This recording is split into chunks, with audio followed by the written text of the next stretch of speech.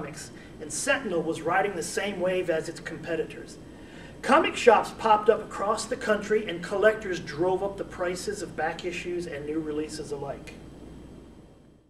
Everything in the industry was geared toward appealing to collectors, getting them to buy multiple copies of the same comics.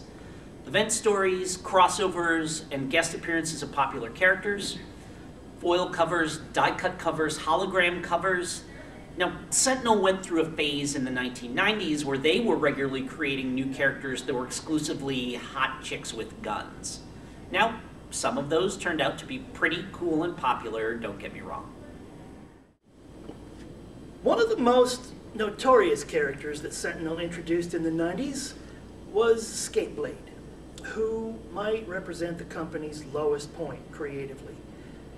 Designed to appeal to today's kids, he wore a long overcoat, had a terrible haircut, carried both long knives and an oversized gun, and rode around Rook City on a jet-powered skateboard. From the very beginning, fans hated the character. They made fun of him everywhere. They sent in hate mail.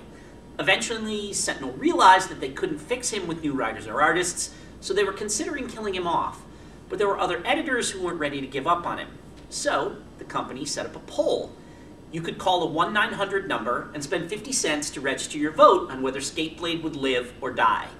Needless to say, he lost the vote. By a lot. Skateblade's fate would unfortunately be mirrored across the industry as the boom market of the late 80s and early 90s began to sour. The audience tired of the stunts, and few of the new titles actually became worth anything in the collector's market. The market began to struggle, and Sentinel's stock price plunged, while the debts that owner Timothy had saddled the company with could no longer be managed. Just after Christmas in 1996, Sentinel filed Chapter 11 bankruptcy during vicious battles between its stockholders. It took the company a couple of years to recover financially, but Greater Than Industries, the company that had been formed by several of Sentinel's largest investors, installed a new management team led by Christopher Bedell and Adam Rebitaro, the writer-artist team responsible for some of the most popular titles that the company had published recently.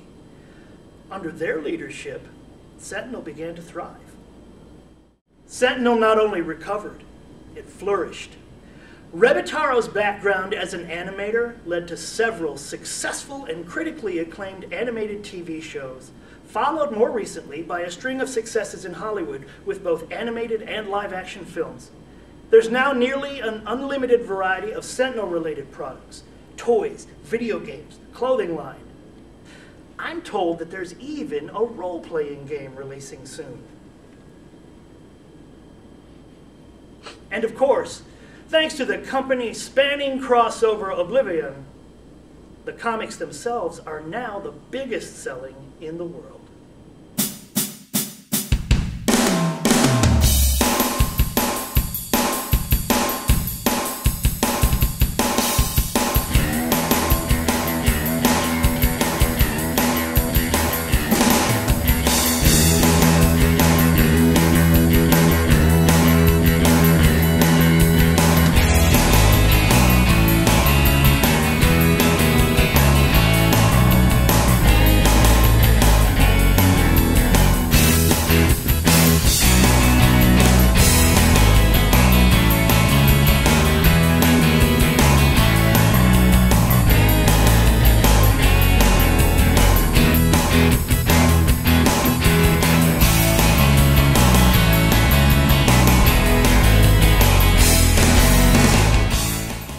Fans and supporters of Sentinel Comics, and here's to another 80 years!